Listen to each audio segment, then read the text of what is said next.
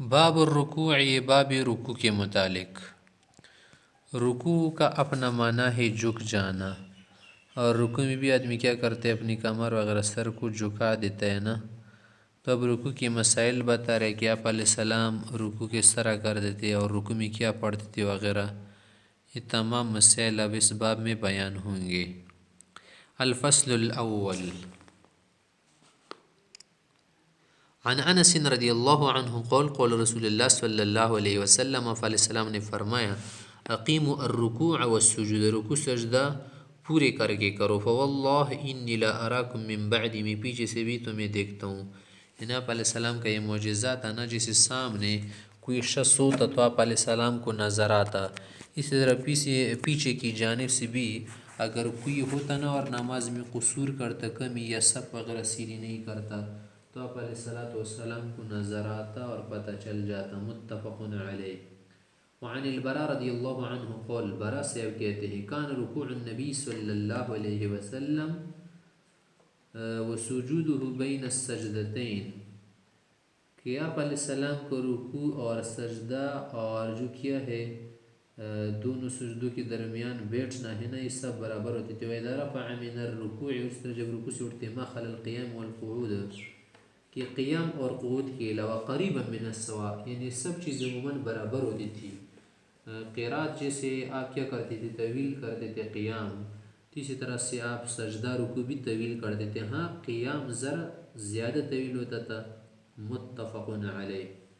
وعن انس رضی اللہ عنہ قال، کان النبی صلی اللہ علیہ وسلم اذا قال سمع اللہ لمن حمدہ قام، آپ علیہ السلام جب سمع اللہ لمن حمدہ کہتے نا تو رکوع سے اٹھ جاتے تھے، کمر سیدھی کر دیتے، حتی نقول، بعض اوقات ہمیں خیال ہو جاتے کہ قد اوہما، کہ آپ علیہ السلام اتنے زیادہ کھڑے ہو گئے، اس کو وہم ہو یا کیا ہوا، ثم میزر، اس کے بعد سجدے میں جاتے تھے، یعنی طویل قوما کرتے تھے۔ ویقعد بین السجدتین، اور جب سجدوں کے بیچ میں بیٹھتے تھے نا، حتی نقول، ہمیں یہ خیال ہوتا تھا کہ قد اوہم، آپ علیہ السلام بھول گئے یا کچھ وہم ہو رہا ہو مسلم، تو نہ بھول گئے تھے نہ کچھ وہم ہوا تھا، بلکہ ہر رکن وغیرہ یا فعل صلات کو کیا کرتے تھے، بأحسن طریقے کرتے تھے، بأحسن طریقہ۔ وعن عائشة رضی اللہ تعالی عنہ قالت، کان النبی صلی اللہ علیہ وسلم یکثر ان یقول فی رکوعہ وسجودہ، کہ اکثر آپ علیہ السلام رکوع سجدے میں یہ بھی پڑھتے تھے کہ سبحانک اللہم ربنا وبحمدک اللہم اغفر لی، یتأول القرآن، یعنی قرآن کریم پر عمل کرتے تھے۔ قرآن کریم میں جو حکم ہے نا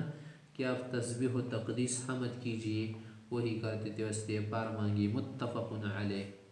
وعنها، عائشہ سے بس روایت ہے، ان النبی صلی اللہ علیہ وسلم کان یقول فی رکوعہ وسجودہ، رکوع سجدے میں کبھی کبھی یہ بھی پڑھتے تھے، سبوح قدوس رب الملائکۃ والروح، یعنی سبوح قدوس کا کیا معنی ہے کہ آپ زیادہ پاک ہے، بہت زیادہ پاک ہے، مبالغہ اس میں، آپ فرشتوں اور جبریل کے رب ہے۔ رواہ مسلم۔ وعن ابن عباس رضی اللہ عنہ قال، قول رسول اللہ صلی اللہ علیہ وسلم، علیہ السلام نے فرمایا، الا، خبردار اس بات کو جانو، انی نہیت ان اقرأ القرآن راکعا وساجدا، کہ رکوع اور سجدے میں قرآن کا پڑھنا میرے لیے ممنوع ہے، جو مکروہ تنزیہ ہے۔ فاما الرکوع، رکوع میں کیا پڑھنا، فعظم فیہ الرب، اس میں رب کی تعظیم بیان کرنا، سبحان ربی العظیم پڑھو۔ واما السجود، اور سجدے میں کیا کرنا، فاجتہدوا فی الدعاء، دعا میں کوشش کرنا، یعنی مستحب حکم ہے کہ دعا زیادہ مانگو، فقمن، زیادہ لائق ہے، جدیر ہے، اور زیادہ حقیق و خلیق و جدیر و لائق و مناسب لکم ان یستجاب لکم، کہ تمہاری دعا قبول ہو جائے، کہ سجدے کی صورت میں آدمی اللہ کے زیادہ قریب ہوتا ہے۔ رواہ مسلم۔ وعن ابی ہریرہ رضی اللہ عنہ قال، ابو ہریرہ سے کہتے ہیں، قال رسول اللہ صلی اللہ علیہ وسلم، علیہ السلام نے فرمایا، اذا قال الامام سمع اللہ لمن حمدہ، امام جب تسمیع کہے نا، فقولوا، تم تحمید کہو، اللہم ربنا لک الحمد، اور یہ کی کہنا ہے کہ اس لیے کہ فإنه من وافق قوله قول الملائکہ، جس کی بات فرشتوں کی بات اور کہنے سے موافق ہو جائے نا، غفر له ما تقدم من ذنبه، اس وجہ سے اس کے گناہ معاف ہو جاتے ہیں، صغائر اور کبائر کا بھی احتمال اس میں۔ متفق علیہ۔ وعن عبداللہ بن ابی اوفی رضی اللہ عنہ قال، کہتے ہیں، کان رسول اللہ صلی اللہ علیہ وسلم اذا رفع ظہرہ من الرکوع، آپ علیہ السلام جب رکوع سے سر اور پیٹھ اٹھاتے قلت یہ کہتے تھے سمع اللہ لمن حمدہ اللہم ربنا لك الحمد ملء السماوات وملء الارض وملء ما شئت من شيء بعد. یہ کلمات بھی پڑھتے تھے. رواہ مسلم. اللہ کے لیے حمد ہو آسمان و زمین کی بھرائی کے برابر اور جو چاہے اور جو چیزیں ہمارے ذہن میں نہیں آتی جو سعت نہ ان سب کے برابر اللہ کے لیے کیا ہو ثنا ہو حمد ہو پاکی ہو. وعن ابی سعید الخدری رضی اللہ عنہ قول ابو سعید سے کہتے ہیں کان رسول اللہ صلی اللہ علیہ وسلم اذا رفع رأسه من الرکوع آپ علیہ السلام جب رکوع سے سر اٹھاتے قول یہ کہتے تھے رکوع سے سر اٹھانے کے بعد نفل میں ہمارے نزدیک اگر کوئی پڑھنا چاہے نا تو یہ کلمات پڑھ سکتے اللہم ربنا لك الحمد ملء السماوات وملء الارض یا ملء بھی پڑھ سکتے ہیں وملء ما شئت من شیء بعد اہل الثناء والمجد تم ثنا اور مجد بزرگی کی کیا ہو لائق ہو احق اور حق ہو احق ما قال العبد بند جو کچھ کہے نا اور حق کہے وہ بھی کیا ہے آپ کے لیے ہے اس کے آپ اہل ہے یعنی اہل الثناء والمجد احق ما قال العبد وکلنا لك عبد ہم سب آپ کے بندے ہیں اللہم لا مانع لما اعطیت یا اللہ جو آپ دینا اسے کوئی روکنے والا نہیں ولا معطی لما منعت اور جو چیز آپ روک دینا تو کوئی دے نہیں سکتا ولا ينفع ذا الجد منك الجد ولا ينفع ذا الجد منك الجد کہ کوئی بھی پیدا دینے والا آپ کے خلاف کسی کو پیدا نہیں دے سکتے اگر آپ کسی کو پیدا نہ دینا چاہے نہ کوئی اس کو پیدا دینا چاہے تو پیدا نہیں دے سکتا یعنی کسی کی قسمت نہیں چل سکتی اگر آپ نہ چلانا چاہے. رواہ مسلم. وعن رفاعة بن رافع قال كنا نصلي وراء النبي صلی اللہ علیہ وسلم ہم آپ علیہ السلام کے پیچھے نماز پڑھتے تھے فلما رفع رأسه من الركعة جب رکوع سے سر اٹھاتے نا رکعہ کا لفظ رکوع کے لیے بھی بولا جاتا ہے اور رکعت کے لیے بھی بولا جاتا ہے اس طرح سے رکوع کا جو لفظ ہے نا یہ بھی رکعت کے لیے بولا جاتا ہے. قول تو رکوع سے اٹھتے وقت یہ پڑھتے تھے سمع اللہ لمن حمدہ جب آپ علیہ السلام نے تسمیع پڑھ لینا فقال رجل وراءه یہ شخص پیچھے سب میں تو اس نے کلمات پڑھ لی ربنا ولك الحمد حمدا كثيرا طيبا مباركا فيه یہ کلمات پڑھ اس نے فلما انصرف جب آپ علیہ السلام نماز سے فارغ ہو کر پھر گئے قول پوچھا کہ من المتکلم آنفا کس نے پڑھے تھے قول انا اس نے کہا شخص نے کہ میں نے قول کہاں رأیت بزعة و30 ملکا وہاں پر بھی گزرا تھا پہلے 12 فرشتوں کیا پر کہہ رہے کہ 30 حدیث سے کچھ زیادہ فرشتوں کو میں نے دیکھا یبتدرونہا وہ اچک رہے تھے ان کلمات کو اچک لینے کا کیا میں نے جلدی جلدی لے رہے تھے جیسے کسی چیز کو لوگ کیا کرتے جلدی جلدی لے اٹھے تھے اٹھاتے لیتے ایہم یکتبها اول کہ کون اسے پہلے لکھے گا. رواہ البخاری. الفصل الثانی عن ابی مسعود الانصاری رضی اللہ عنہ قول کہتے ہیں قول رسول اللہ صلی اللہ علیہ وسلم علیہ السلام نے فرمایا لا تجزئ صلاة الرجل آدمی کی نماز صحیح نہیں ہوتی کافی نہیں ہوتی لا تصح حتی یقیم ظہرہ فی الرکوع کہ رکوع میں جب تک وہ اپنی پیٹھ سیدھے نہ کر دیں اطمینان سے نہ کرے وہ سجود سر سجدے میں ان رکوع سجدے میں اطمینان کرنا ضروری ہے. رواہ ابو داؤد والترمذی والنسائی وابن ماجہ والدارمی وقال الترمذی هذا حدیث حسن صحیح. وعن عقبة بن عامر رضی اللہ عنہ قول کہتے ہیں لما نزل جبی یہ صورت نزل ہے کہ فسبح یہ آیت فسبح باسم ربک العظیم کہ تم اپنے پروردگار عظیم کی تسبیح بیان کیجیے. قول رسول اللہ صلی اللہ علیہ وسلم آپ علیہ السلام نے فرمایا کہ جو آیت نا اس پر عمل اس طرح سے ہوگا کہ اجعلوها فی رکوعکم رکوع میں کر دو. کیا معنی اس کا جو مضمون ہے کہ سبحان ربی العظیم اسی سے نکلا ہے نا مضمون. فلما نزل جبی آیت نزلی سبح اسم ربک الاعلی الذی خلق فسوى قول رسول اللہ صلی اللہ علیہ وسلم آپ علیہ السلام نے فرمایا اجعلوها فی سجودکم اس آیت کا جو مفہوم و مضمون ہے نا اس پر عمل سجدے میں کرو. کیا معنی اس سب اس مرے بکل اللہ کا اعلن بلند و بالا رب کی تسبیح کیجیے تو یہ ہے کہ سبحان ربی الاعلی. رواہ ابو داؤد وابن ماجہ والدارمی. وعن عون بن عبد الله عن ابن مسعود رضی اللہ عنہ قول قول رسول اللہ صلی اللہ علیہ وسلم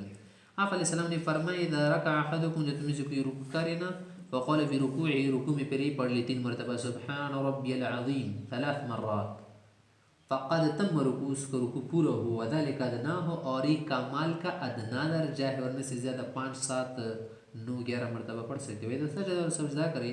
سجدے میں، فقال پہ سجود سبحان ربی الاعلی 3 مرات، 3 مرتبہ یہ پڑھ لی، فقد تم سجود، سجدہ پورا ہوا، وذلک ادنا ہو، ایک کم تر درجہ کا مطلب نہیں کہ کم تر درجہ، مطلب ہے کہ کمال کا جو کیا ہے ادنا درجہ ہے نا وہ یہ ہے۔ پھر اس کے بعد پڑھنا کیا ہے، سونے پہ سہاگے،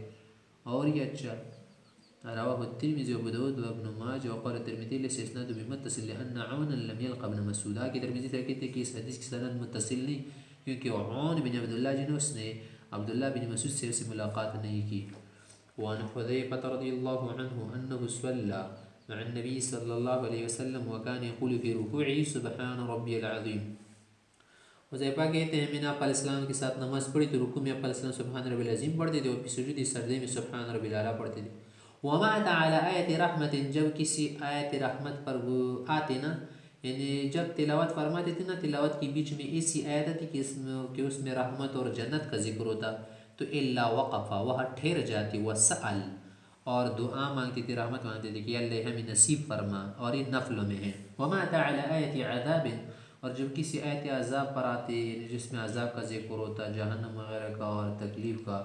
الا وقف، وہاں ٹھہر کر دعا مانگتے، وتعوذ، اور پناہ مانگتے تھے۔ رواہ الترمذی والدارمی وروى النسائی وابن ماجہ الى قوله تعالی۔ وقال الترمذي رحمه الله هذا حديث حسن صحيح۔ الفصل الثالث، عن عوف بن مالک قال قمت مع رسول اللہ صلی اللہ علیہ وسلم، عوف سے کہتے میں آپ علیہ السلام کے ساتھ نماز میں کھڑا ہوا، فلما رکع، جب رکوع میں گئے، مکث قدر سورۃ البقرہ، سورہ بقرہ کی بقدر اس میں آپ نے وقت گزارا، ٹائم لگایا۔ ویقول پھر بھی رکوع میں یہ پڑھتے تھے، سبحان ذی الجبروت والملکوت والکبریاء والعظمہ، پاکی ہے اس ذات کے لیے جو کیا ہے طاقت والے ہیں، طاقت والے، ذی الجبروت، جبروت جبر سے نکلا ہے، قہر غلبے کی معنی میں، یعنی غلبے والا، غلبے والی ذات، والملکوت، ملکوت ملک بادشاہت کو کہتے ہیں، اور اس کیا ہے مبالغہ اس میں، والکبریاء بڑائی، والعظمت عظمت، رواہ النسائی۔ وعن ابن جبیر، ابن جبیر سے تابعی ہی کہتے ہیں، قول سمعت انس بن مالک یقول،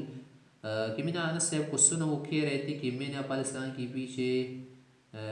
ما صلیت وراء احد بعد رسول اللہ صلی اللہ علیہ وسلم اشبہ صلاۃ بصلاۃ رسول اللہ صلی اللہ علیہ وسلم من هذا الفتى، یعنی عمر بن عبد العزیز، وہ کہتے ہیں کہ آپ علیہ السلام کے بعد میں نے جس شخص کے پیچھے نماز پڑھی ہے، اور جس کے پیچھے بھی پڑھی ہے نا، اس کی نماز آپ علیہ السلام کی اتنی زیادہ مشابہ نہیں تھی، جیسے یہ فلاں شخص ہے نا، یہ جوان یعنی عمر بن عبد العزیز، اس کی نماز آپ علیہ السلام کے ساتھ زیادہ مشابہ ہے۔ وہ کس وجہ سے، وہ اس طرح سے قول کہنے لگے، قول فحذرنا رکوعہ، جب اس کی رکوع کا ہم نے اندازہ لگایا نا کہ وہ کتنے کڑے ہوتے رکوع میں، تو 10 تسبیحات، تقریباً جب کوئی 10 مرتبہ سبحان ربی الاعلیٰ سبحان ربی العظیم پڑھے نا تو اتنا وقت لگاتے تھے۔ وہ سجودی اور سجدے میں بھی 10 تسبیحات، 10 مرتبہ تو نہیں پڑھا جاتا، مانا یہ زیادہ پڑھا جاتا نا، اتنی مقدار ہوتی، وہ کیا ہوتا تھا، وقت ہوتا تھا۔ رواہ ابو داود والنسائی۔ وعن شقیق، شقیق صاحب روایت کرتے ہیں، کہتے ہیں، قول ان حذیفہ رأى رجلا، حذیفہ سے انہیں ایک مرتبہ ایک شخص کو دیکھا، لا یتم رکوعہ ولا سجود، رکوع سجدہ صحیح طرح نہیں کرتا تھا اس شخص، فلما قضى صلاۃ، جب اس نے اپنی نماز پوری کر دی، دعا اس کو بلائے دراؤ، فقال له حذیفہ، حذیفہ سے نے اس کو پھر کہا کہ ما صلیت، آپ کی نماز نہیں ہوئی، آپ نے نماز نہیں پڑھی، یعنی ناقص کر دیا آپ نے۔ قول، آگے حضرت کہتے شقیق کی وقت سے وہ میرا خیال تھا کہ قول اسی کا کہ ولو مت یا مت علی غیر الفطرہ، اگر آپ مر گئے نا تو آپ فطرت کے خلاف مانیں گے، یعنی جو طریقہ ہے، جو کیا ہے سنت ملت، اس پر آپ نہیں رہیں گے، وہ فطرت التی فطر اللہ محمد صلی اللہ علیہ وسلم، جس پر اللہ نے حضرت محمد علیہ السلام کو بھیجا ہے، یعنی جو شریعت دی ہے نا اس پر آپ نہیں رہیں گے۔ رواہ البخاری۔ وعن ابی قتادہ رضی اللہ عنہ قول قول رسول اللہ صلی اللہ علیہ وسلم، آپ علیہ السلام نے فرمایا کہ چور تو اسے بہت سارے چور ہوتے ہیں دنیا میں، لیکن اسوأ الناس صرقۃ، سب سے زیادہ رذیل شخص اور سب سے زیادہ بدتر چور وہ ہے الذی یسرق من صلاته، جو نماز سے بھی چوری شروع کر دے، اور نماز میں چوری کرنا بنائے عادت کر دے سی۔ قولوا، صحابہ نے کہا یا رسول اللہ کیف یسرق من صلاته، نماز سے کسی چوری کرے گا، چوری کا مطلب یہ کسی کوئی چیز چرائے نا، نماز میں کون سی ایسی چیز ہے جس کو آدمی چرائے؟ قول فرمائے کہ یہ بھی تو نماز میں چوری ہے کہ رکوع سجدہ صحیح طرح نہ کرے، باغ باغ کر کرے، ٹونگے مار کر کرے، لا یتم رکوعها ولا سجودها، یہ بھی نماز سے چوری ہوئی، نہ ایک کہ نماز سے خود کو چھڑانا اور ایک کہ نماز کو خود سے چھڑانا۔ نماز سے جان نہیں چھڑانی چاہیے بلکہ نماز ایسی پڑھنی چاہیے کہ ہم کو کیا کرے، عذاب سے چھڑائے۔ رواہ احمد۔ وعن النعمان بن مر قال، نعمان بن مر طبی سے بھی کہتے ہیں ان رسول اللہ صلی اللہ علیہ وسلم قول، آپ علیہ السلام نے ایک مرتبہ لوگوں سے کہا کہ ما ترون فی الشارب والزانی والسارق، کہ تم لوگ شراب پینے والے، اس طرح زناکار اور چور شخص کے متعلق کیا خیال ہے تمہارا کہ انہیں کیا سزا ہونی چاہیے؟ اور یہ اس وقت کی بات وذلک قبل ان تنزل فیہم الحدود، جب حدود نہیں اتری تھی، یعنی حدود والی آیات ہی نہیں آئی تھی۔ اور صحابہ نے کہا اللہ و رسول علم، اللہ رسول خوب جانتے ہیں اس کے متعلق کیا کرنا چاہیے۔ قول فرمایا ہن فواحش، یہ بڑے گناہ ہے، وفیہن عقوبۃ، اور اس میں سزا ہے۔ پھر آگے فرمائے کہ وَأَسْوَأُ السَّرَقَةِ الَّذِي يَسْرِقُ صَلَاتُهُ، بدترین چوری وہ ہے جو نماز سے چوری کرے۔ قول کو وَكَيْفَ يَسْرِقُ صَلَاتَهُ یا رسول اللہ؟ قول لَا يَتِمُّ رُكُوعَهَا وَلَا سُجُودَهَا، یہ بدترین چوری کی رکوع سجدہ صحیح نہ کرے۔ رواہ مالک و احمد وروى الدارمي نحوه۔